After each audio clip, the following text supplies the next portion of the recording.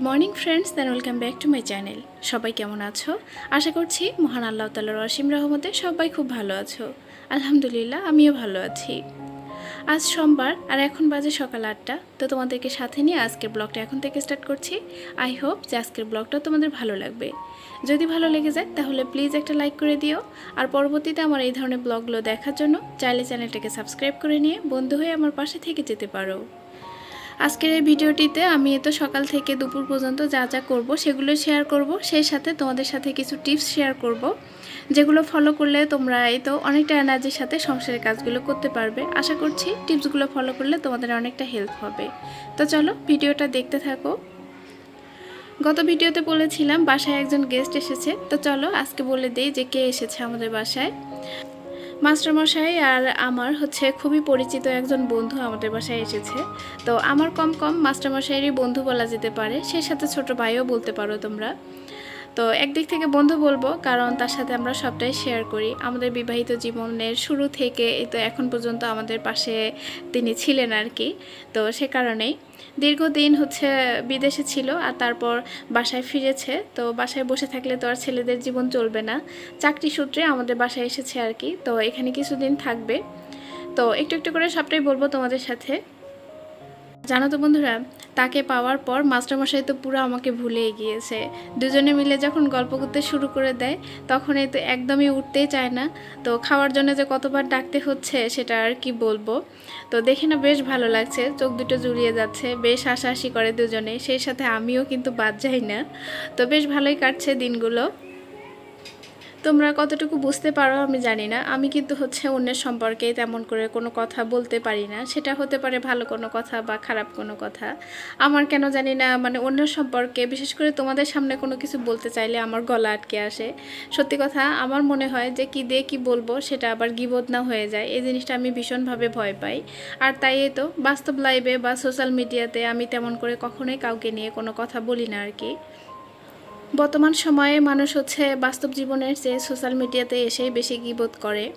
আর এ তো অনেকের ভিডিও দেখলে কিন্তু সেটা স্পষ্টভাবে বোঝা যায় এটা কত বড় যে একটা বাজে অভ্যাস।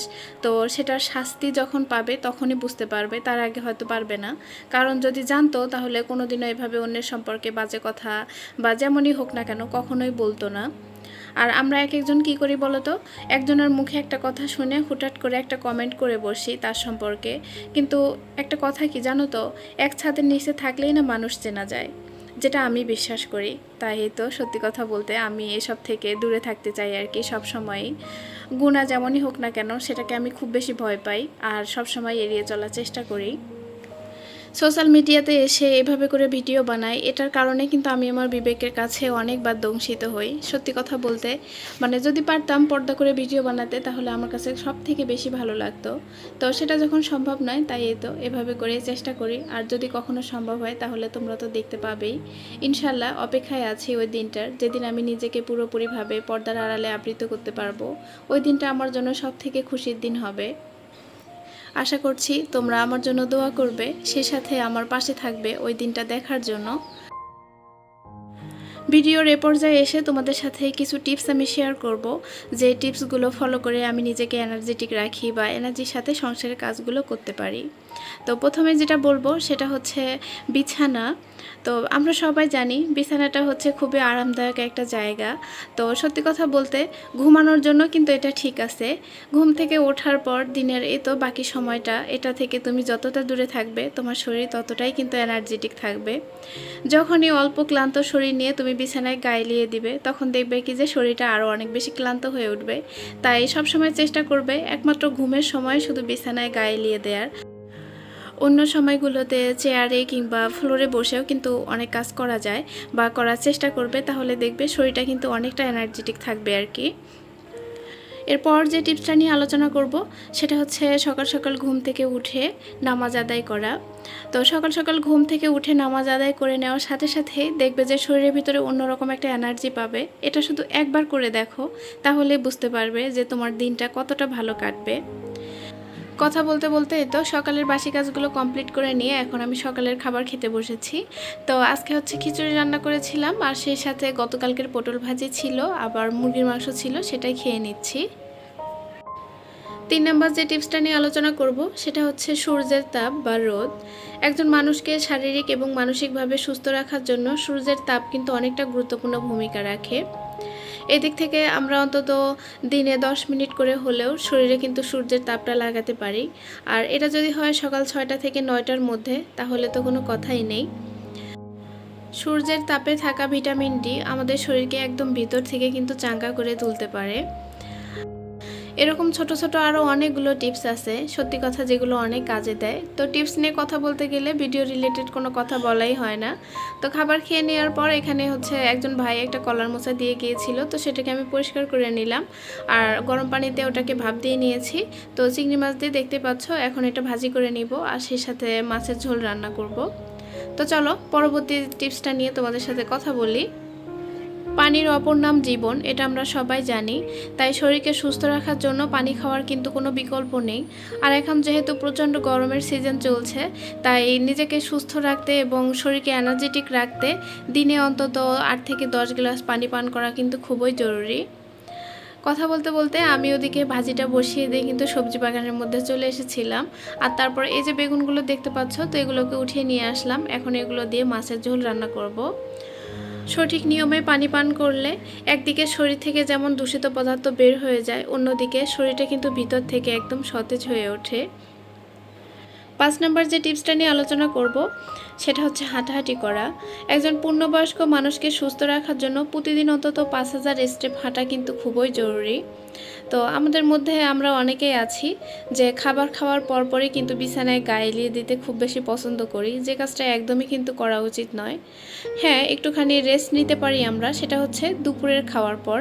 তো সেটা কিন্তু একদম খাওয়ার সঙ্গে সঙ্গেই নয়, খাবার খাওয়ার পর অন্তত 40 কদম হেঁটে তারপর কিন্তু বিছানায় শুতে হয়। তো এগুলো আমরা অনেকেই হয়তো জানি, কিন্তু মানতে একদম নারাজ। আর যার কারণে বর্তমান সময়ে শরীরে অনেক ধরনের কিন্তু অসুস্থতা বাসা বাঁধছে আমাদের অনেকেরই। 6 নম্বর যে টিপসটা নিয়ে আলোচনা করব সেটা হচ্ছে কম খাবার খাওয়া বা খাবার মেপে খাওয়া। তো এখানে অনেকে বলতে পারো যে আমার সংসারে আমি খাবার খাবো, সেটা আবার মেপে খেতে হবে কেন বা কম করে খেতে হবে কেন? তো শরীরকে সুস্থ রাখতে মেপে খাবার খাওয়া বা কম খাবার খাওয়ার কিন্তু কোনো তুলনা হয় না। সামনে পেয়েছি আর ইচ্ছা মতো পেট ভরার থেকে তার উপরে বেশি করে খেয়ে ফেললাম, এটা কিন্তু একদমই ঠিক নয়। দিনের অন্যান্য সময়ের তুলনায় বিশেষ করে রাত্রিবেলা খাবার কিন্তু কম খেলে শরীরের ওজনটা নিয়ন্ত্রণে থাকে, যেটা আমরা হয়তো অনেকেই জানি না। তো আমি যেটা মনে করি, অনেক বেশি খাবার খেয়ে ওজন বাড়িয়ে শেষের দিকে গিয়ে আবার হচ্ছে ডায়েট চার্ট ফলো করে নিজের ওজন কমানোর থেকে প্রথম দিক থেকেই খাবারটা মেপে বা কম করে খাওয়াই ভালো। রাত্রিবেলা কম খাবার খেলে শরীরকে কিন্তু সেই অতিরিক্ত খাবারটা হজম করার জন্য অনেক বেশি পরিশ্রম করতে হয় না, কারণ খাবার হজম করার জন্য দিনের অন্যান্য সময়ের তুলনায় শরীর কিন্তু রাত্রিবেলায় অনেক বেশি পরিশ্রম করে থাকে। তাই বিশেষ করে রাত্রে খাবারটা মেপে খাওয়ার চেষ্টা করো, তাহলে ওজনটা অন্তত নিয়ন্ত্রণে থাকবে।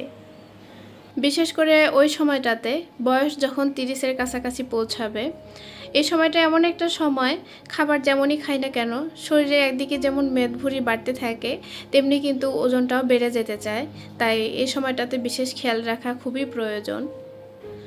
7 নম্বর যে টিপসটা নিয়ে কথা বলবো সেটা হচ্ছে চিনিকে না বলা। চিনি একটা নীরব ঘাতক, এটা আমরা সবাই জানি। এটা কিন্তু আস্তে আস্তে আমাদের শরীরকে একদম ভিতর থেকে ধ্বংসের দিকে নিয়ে যায়।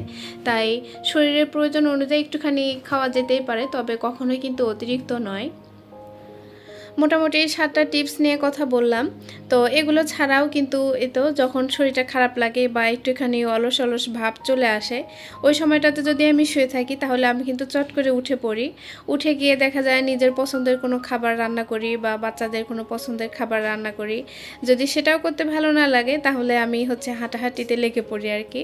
তো হাঁটাহাঁটি করার জন্য সবসময় যে বাইরে যেতে হবে এমনটা কিন্তু কোনো কথা নয়। আমাদের সবার রুমের মধ্যে একটু হলেও কিন্তু জায়গা থাকে, আমরা সেখানেই হাঁটাহাঁটি করতে পারি। আর সত্যি কথা বলতে, হাঁটাহাঁটি করার যে একটা উপকারিতা, সেটা আমি আমার জীবনে পেয়েছি। আমার দুটো বাচ্চা, দুটোই কিন্তু নর্মাল হয়েছে আলহামদুলিল্লাহ। তো সেক্ষেত্রে আমি কিছু ব্যায়াম করেছিলাম আর সেই সাথে শুধু হাঁটাহাঁটি করেছিলাম। আর উপরে আল্লাহ তাআলা ছিলেন বলে হয়তো আমি এত বড় একটা নিয়ামত পেয়েছিলাম। কথা বলতে বলতে এই তো রান্নাবান্নার কাজগুলো সেরে নিয়েছি আর তারপর রান্নাঘর ক্লিন করে আমি গোসল সেরে নিয়ে এখন দুপুরের খাবার খেতে বসেছি। তো সবার খাওয়া কমপ্লিট, এখন আমি একাই খাচ্ছি। আর বন্ধুরা, আজকের ভিডিওটা এখানেই শেষ করে দিব। ভিডিওর কোনো অংশ যদি ভালো লেগে থাকে তাহলে প্লিজ একটা লাইক করে দিতে একদমই ভুলবে না। দেখা হবে পরবর্তী দিনে নতুন কোনো ব্লগের সাথে। ততক্ষণ অবধি সবাইকে নিয়ে খুব ভালো থেকো। আল্লাহ তাআলা আমাদের সবাইকে সুস্থ থাকার মতো তৌফিক দান করুক, আমিন। আল্লাহ হাফেজ।